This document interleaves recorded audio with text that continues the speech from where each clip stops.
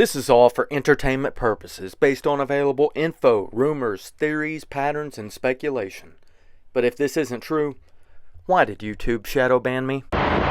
What if I told you Eddie Guerrero's death wasn't just some tragic accident?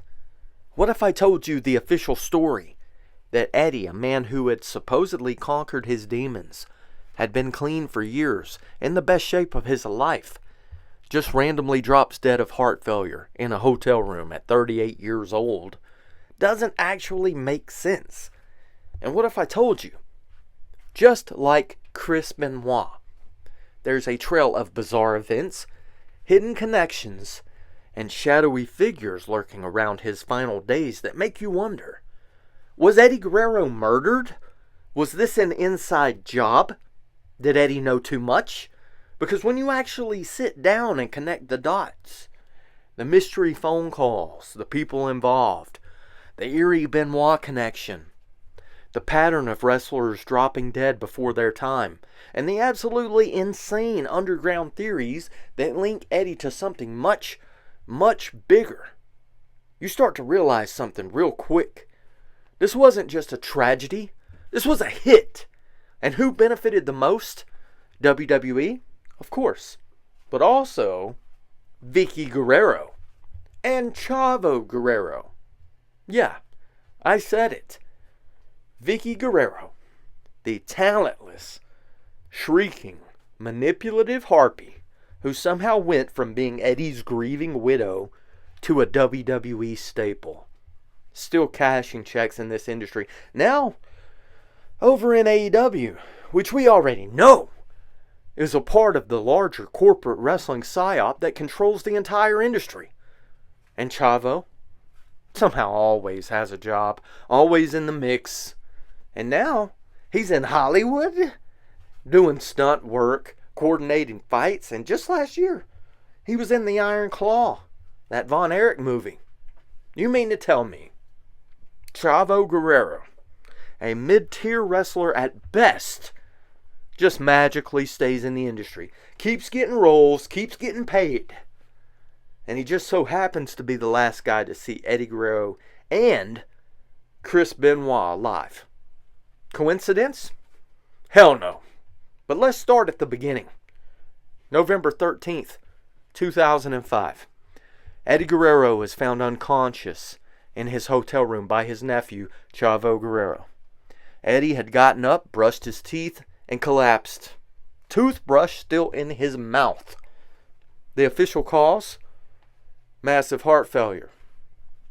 Sure, it happens. But to Eddie? To this Eddie? Because here's the thing. Eddie Guerrero had been clean for years.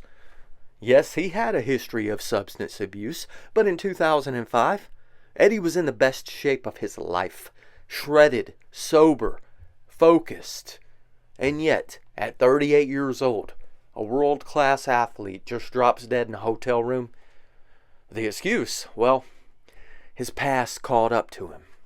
Bullshit! Because if that were the case, why did it happen right then? Why not a year earlier? Why not 5 years later?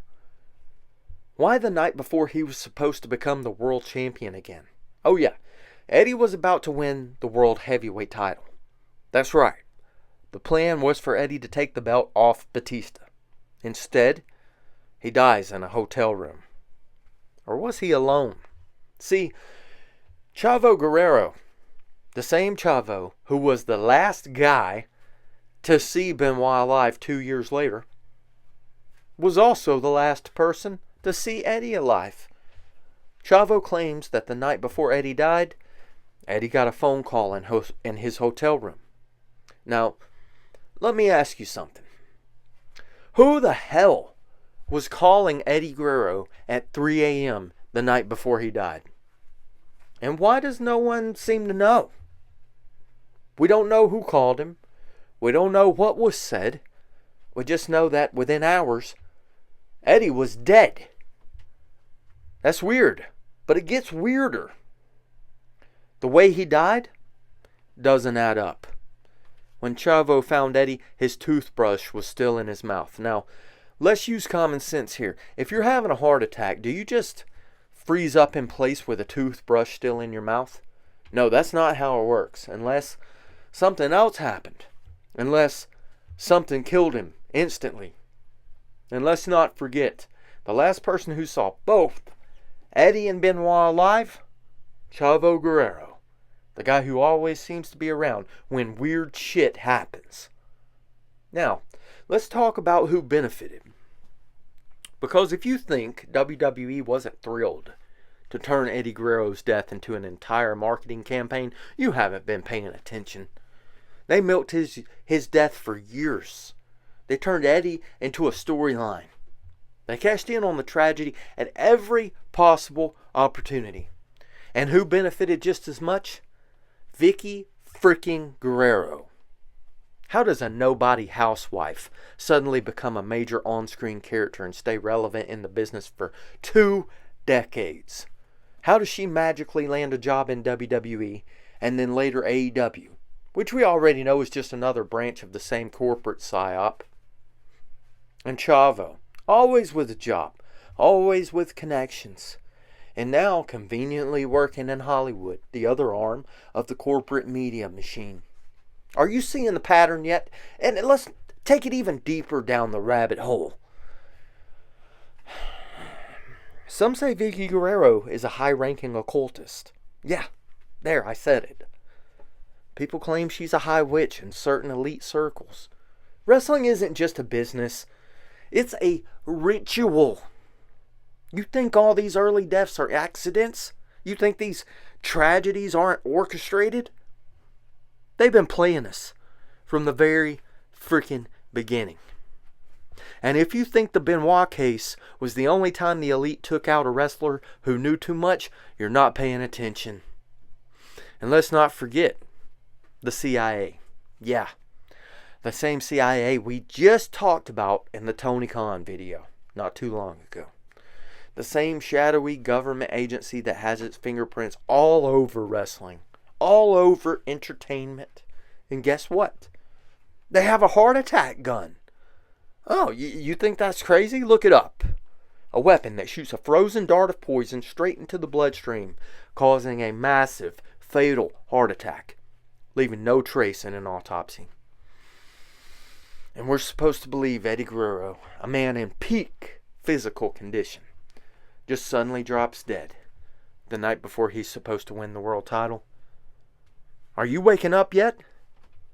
Because when you put it all together, a world champion in his prime just drops dead in a hotel room. A mystery call at 3 a.m. A toothbrush still in his mouth. A company that makes millions off his death. A widow who gets a golden ticket into the business. A nephew who always seems to be at the scene of the crime and now finds himself in Hollywood. And a pattern, because this keeps happening. Eddie, Benoit, Owen, Pillman, Warrior. So now I ask you, was Eddie Guerrero's death just another sad wrestling tragedy? Or was it something much darker? Because if you still believe the official story, you've already been worked.